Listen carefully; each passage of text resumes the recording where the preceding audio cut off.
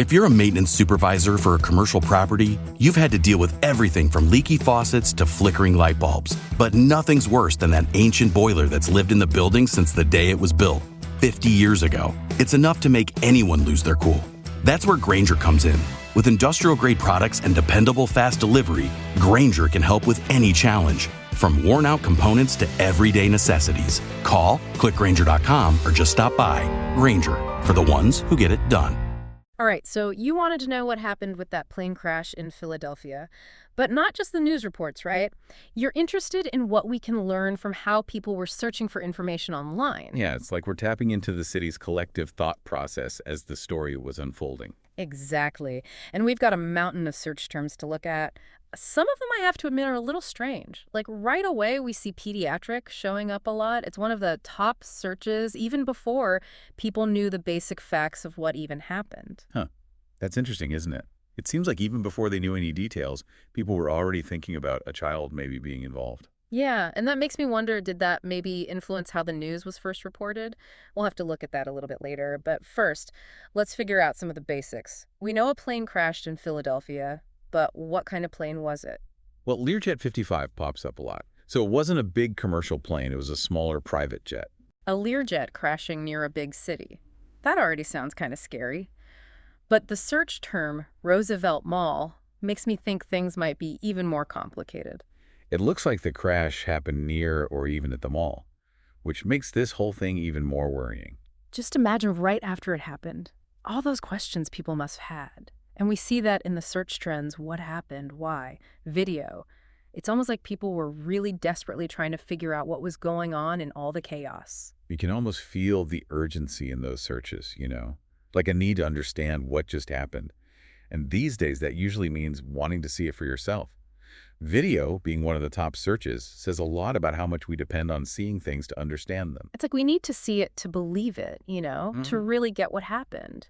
But wanting to see it also makes you think about some other things too, right? Like what if there's misinformation spreading online? Oh yeah, definitely. That's a good point.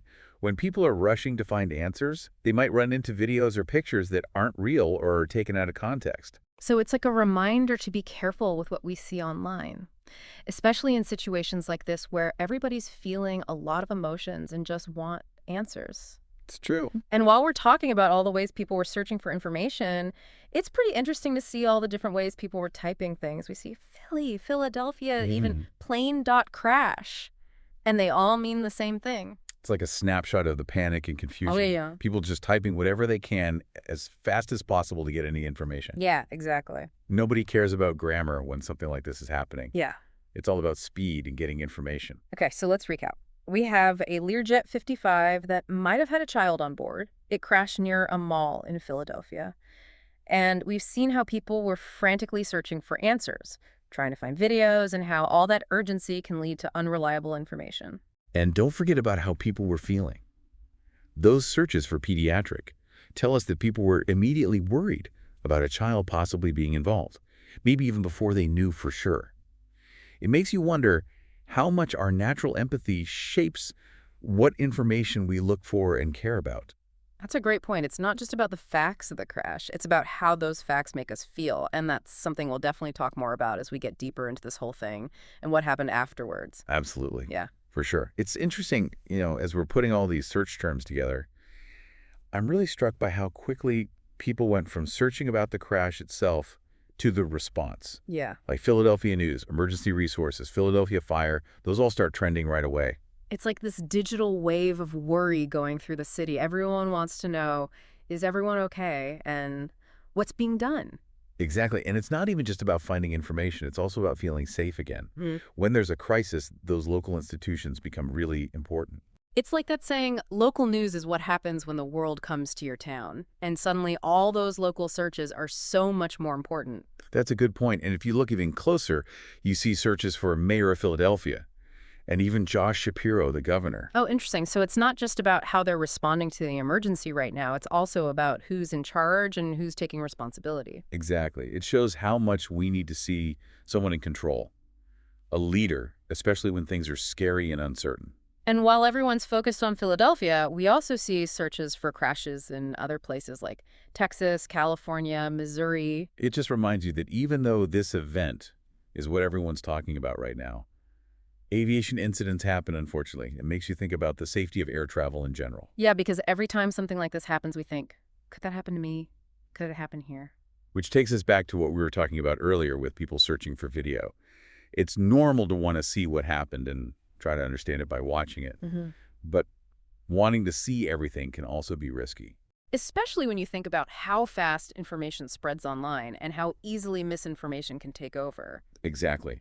Someone might share a video saying it's from the crash, but it could be totally fake. Right. Or a photo might be real, but used in the wrong way to create a false story. It's like a game of telephone where the truth changes every time someone shares it.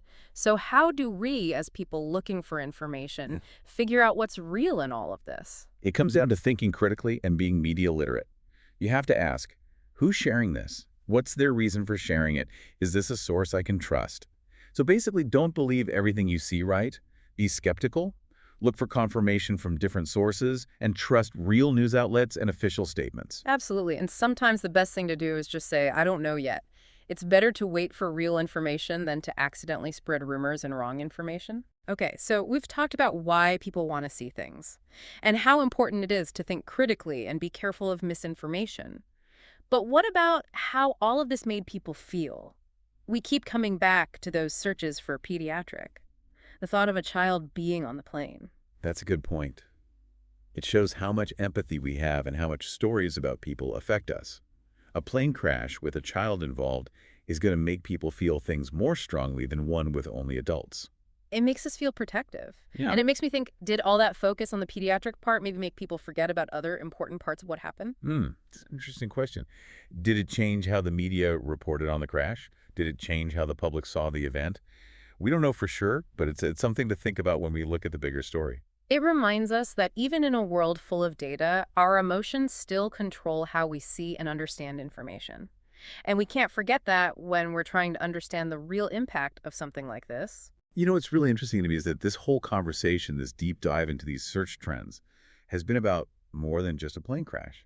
It's about understanding how we as a society react to things like this in the digital age.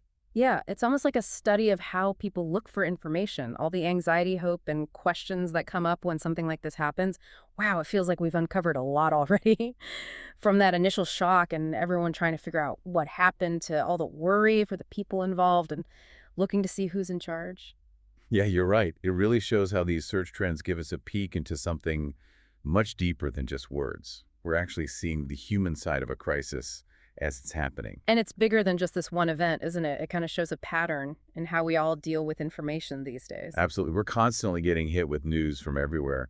And our first instinct is to go to those search bars and try to make sense of it all. Yeah. But like we've seen, having all that information instantly can be good and bad. It's up to us to be smart about it and think critically about what we're seeing and reading online. Couldn't agree more. You have to remember that not every source is trustworthy. And sometimes the best thing is to just admit that we don't have all the answers yet.